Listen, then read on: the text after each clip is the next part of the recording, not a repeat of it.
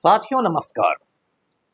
पटना बिहार से मैं Amitabh Kumar Das, IPS 94 batch, और आप देख रहे हैं मेरा अपना यूट्यूब चैनल दास बोले बिंदास।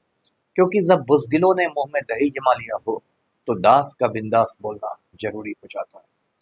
साथियों, खबर यह है कि भारतवर्ष के बैल बुद्धि प्रधानमंत्री नरेंद्र मोदी ने राजनीतिक षड्यंत्र करके पेरिस ओलंपिक खेलों में विनेश फोगाट को कुश्ती का पदक जीतने से वंचित कर दिया है।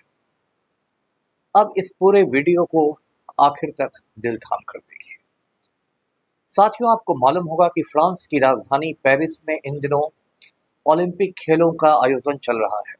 ये ओलंपिक खेल दुनिया के सबसे बड़े खेल आयोजन होते हैं और हर 4 साल पर आयोजित किए जाते हैं।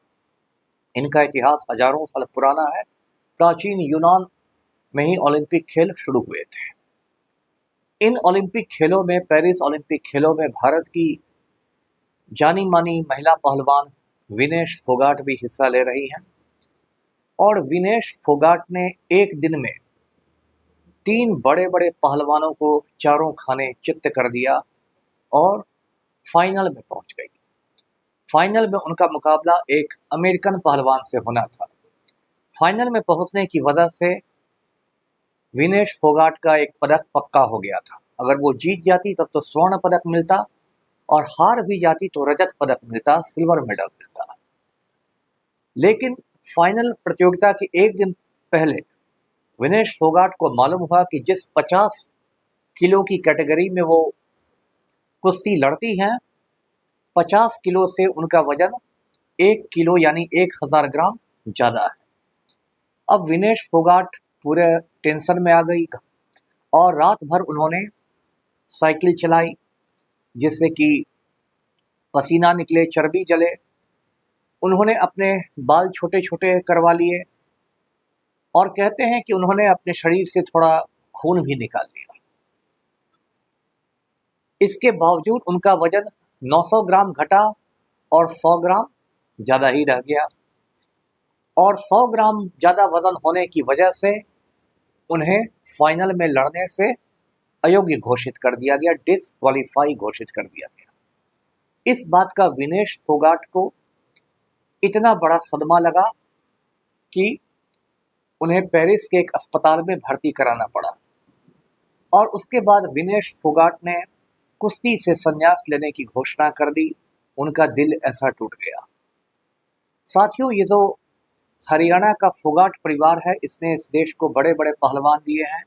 आपको आमिर खान की फिल्म दंगल याद होगी। उस दंगल फिल्म में आमिर खान ने महावीर फोगाट की भूमिका अदा की थी और फिल्म का एक गाना बहुत मशहूर हुआ था, बापू सेहत के लिए तो हानिकारक है। तो उसी परिवार से ये विनेश फोगाट आती है। अब आप पूछेंगे कि नरेंद्र मोदी ने किस तरह से राजनीतिक दुश्मनी विनेश फोगाट से निकाली।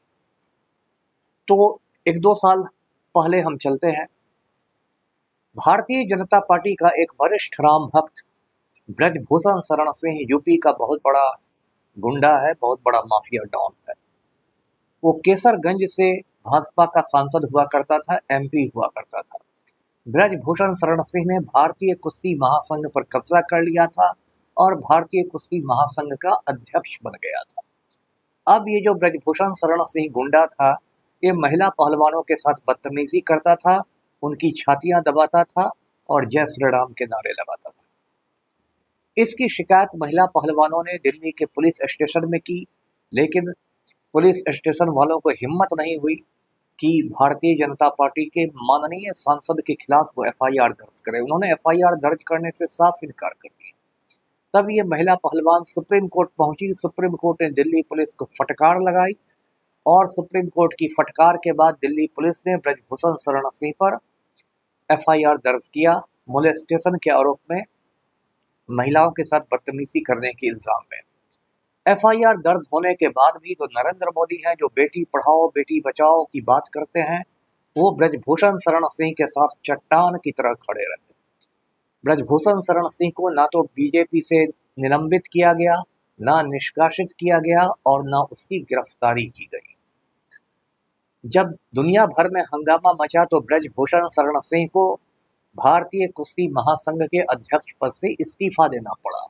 लेकिन ब्रजभूषण इतना बड़ा खिलाड़ी है कि उसने अपने एक चमचे को, संजय सिंह को, नया अध्यक्ष बनवा दिया। और उसके बाद ब्रजभूषण शरण सिंह मूंछों पर ताव देकर टीवी चैनलों पर बोलने लगा कि दबदबा था, दबदबा है और दबदबा रहेगा। मतलब एक तो चोरी, उस पर से सीना चोरी।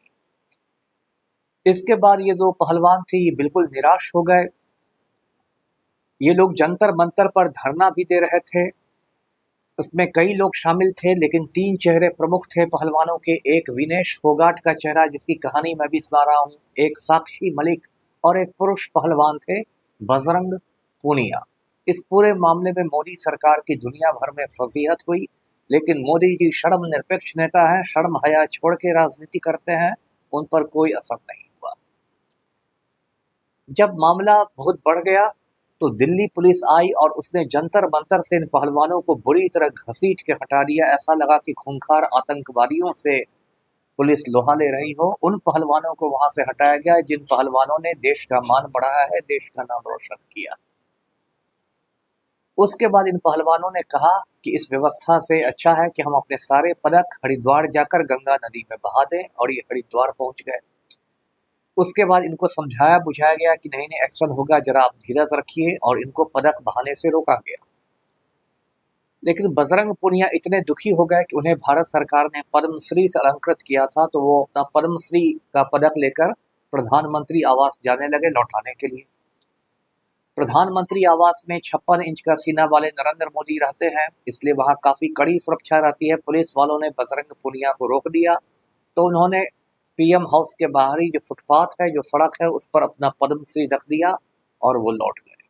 तो ये तो हाल है अमृतकाल का, अच्छे दिन का, और विश्व गुरु बन रहे भारतवर्ष। उसके बाद ये लोग, ये पहलवान नरेंद्र मोदी और उसके गिरोह के हिट लिस्ट पर आ गए। बजरंग पुनिया को तरह तरह से फंसाया जाने लगा, जिससे कि वो पेरिस ओलंपिक खेलों में जा ही नहीं सके। विनेश फोगाट के भी टांग खींचने की पूरी तैयारियां हो गई। जब विनेश फोगाट ने 3 बड़े बड़े पहलवानों को पेरिस ओलंपिक में परास्त किया, तब भी नरेंद्र मोदी ने एक्स पर जाकर कोई भी ट्वीट नहीं किया, कोई भी मुबारकबाद उसको नहीं दिया। और जब 100 ग्राम ज्यादा होने की वजह से वो पदक से चूक गई, तब मोदी जी का एक्स पर लंबा चौड़ा ट्वीट आया। ऐसा लग रहा था कि ट्वीट इनका तैयार था, बस ये विनेश फोगाट के अयोग्य होने की प्रतीक्षा कर रहे थे। तो साथियों, ये भी मैं बात आपको बता दूं कि जो नीता अंबानी है, पूंजीपति मुकेश अंबानी की पत्नी, जिनके बेटे की शादी में भी मोदी जी दौड़े दौड़े गए थे, नीता अंबानी भी इंटरनेशनल ओलंपिक कमेटी की, आईओसी की एक मेंबर है।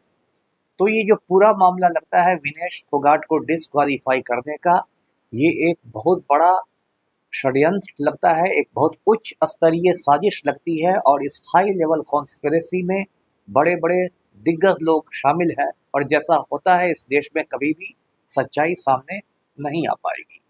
इसी बीच विनेश फोगाट के साथ जो नाइंसाफी हुई, उससे संसद से लेकर सड़क तक हंगामा है। संसद में जो हमारे खेल मंत्री हैं डॉक्टर मनसुख भाई मंडविया, है ना, उन्होंने एक लंबा चौड़ा फालतू सा बयान दिया, लेकिन विपक्ष ने इसको बहुत बड़ा मुद्दा बना लिया है। और अब तो ऐसी चर्चा है कि कांग्रेस पार्टी विनेश फोगाट को राज्यसभा भेजने की तैयारियां कर रही है। मैं तो ये भी चाहूंगा कि जब विनेश फोगाट नई दिल्ली हवाई अड्डे पर लौटे, तो खुद राहुल गांधी, जो नेता प्रतिपक्ष हैं, वो फूलों का गुलदस्ता लेके विनेश फोगाट का स्वागत करे और लोगों को बताए कि ये देश अभी भी आपके साथ खड़ा है। और मैं ये भी चाहूंगा कि 3 महीने बाद, या 3 से भी पहले 2 महीने बाद हरियाणा में जब विधानसभा चुनाव हो, तो विनेश फोगाट को इंडिया महागठबंधन का स्टार कैंपेनर बनाया जाए, वो भाजपा की जगह जगह जाकर पोल खोले। तो साथियों, विनेश फोगाट को तो कोई पदक नहीं मिला और वो खाली हाथ इस देश में लौटेगी।